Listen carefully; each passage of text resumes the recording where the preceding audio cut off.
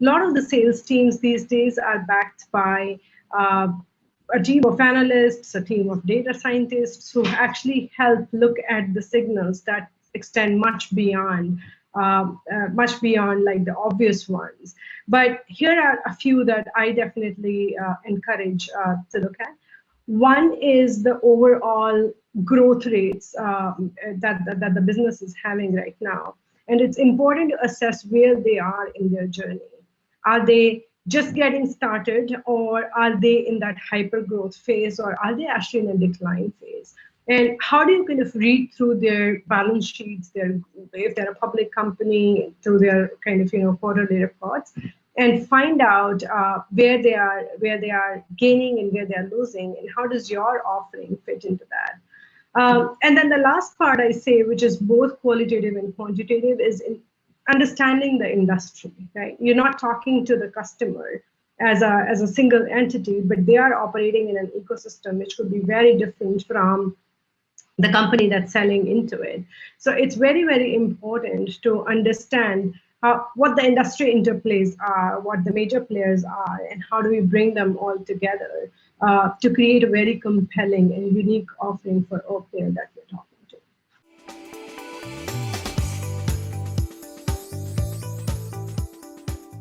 Sure. So I think here at Google, a lot of focus is given on the user and what the users need, and it ties back to the point that I was making earlier. We are trying to make it easier, convenient for the customer to meet their own objectives, and to just kind of look at different signals to see, would your product even be relevant to the segment that you're targeting, right? So what I think I would think is a good practice is looking at the different kinds of signals, like the business models, like the growth aspirations, market targeting, or even the segment targeting.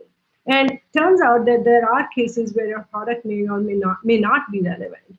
So I think it's about being very intentional about where does it fit, and just focus on that, versus kind of going through the whole set and trying to sell it to everybody. So we deal in my role, we deal with millions of advertisers globally, and the way we use signals is sometimes tied to the industry that they operate in, and then we have a lot of research to say how that industry is doing and whether the changes or the products or the features we are bringing are relevant to that industry. Other times it is B2C environment, not a B2B environment, where you got to really localize, but also think about how do you reach that customization at scale. And fortunately, these days with machine learning, with data science, there are so many powerful tools for us to kind of still have those customized nuggets and pull them out in an automated way. So we rely heavily on some of those tools to actually prioritize the customers and think about their journeys. And finally, I would say the meat of all of this is in the results, right? So can you prove it for the customer in the end? Right? So whatever you do in their journey, it's important to set those goals that are measurable, even if those are small, right? Like, for example, in the first month, if you expect them to have a drop in their sales, in the second month, if you expect them to have a hyper growth in certain conversions, we have to have those attribution measures in place and take them through that journey and show them the success over a period of time.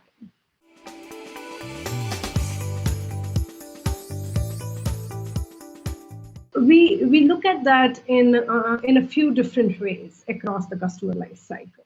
And I think the signals vary depending on customer's journey, but just to kind of put this in a very simple perspective, right?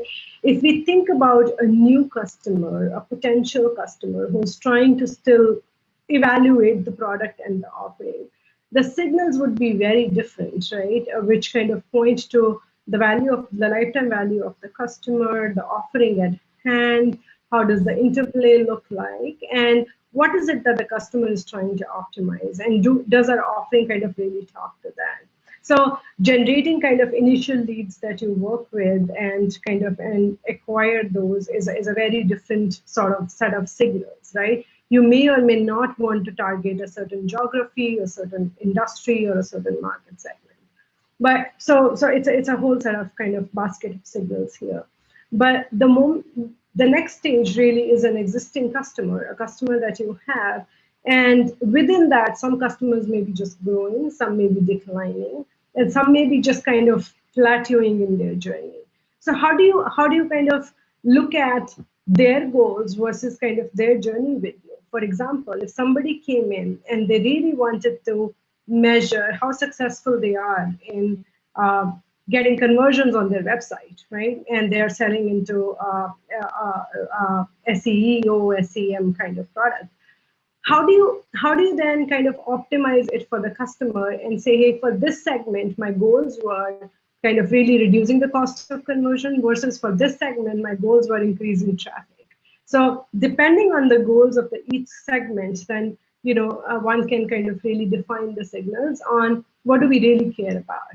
And I would say the goal of every sales interaction is not about just increasing your own revenue, but it's kind of creating a win-win, right? And a win-win looks very different for the different segments.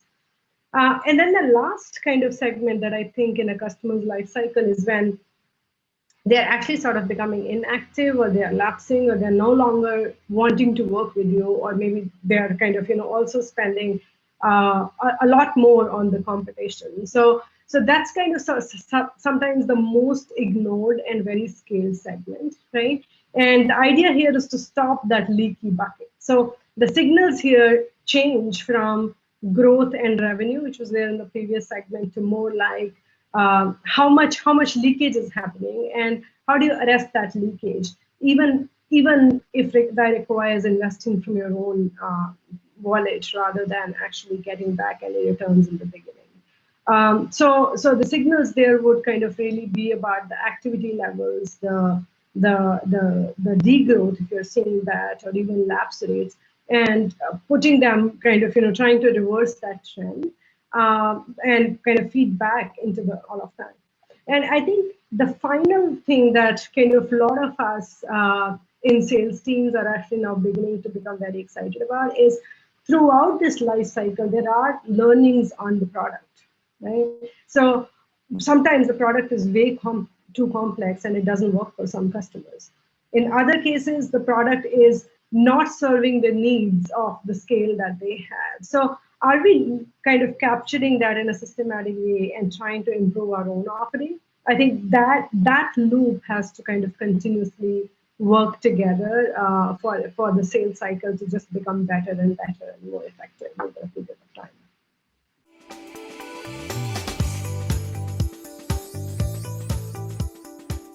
Well, that's a tough one. And I wouldn't say it's easy, but I think a couple of best practices from my side that I think work well. So I do have like a sort of a happy hour on Monday that I spend on myself, actually just reading up on a lot of what's going on in the industry, what's going on with the product, and what's going on with other companies that are on my watch list. So I think it's kind of really carving out that time. The second one is identifying your resources that you're going to refer to in that time. So one has to be very thoughtful. The information is just so vastly available these days that it's just sort of easy to get lost in the regular feed the one gets every day.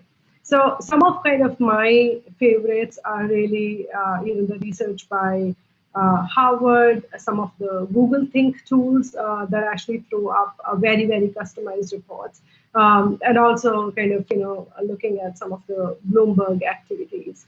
But I think each to their own. I arrived at those resources and they work well. I'm also increasingly getting very passionate about mindfulness and at work. So I think that's a completely different topic, maybe not related to sales, but honestly, in some of the toughest sales meetings, I think that has been my best tool of late.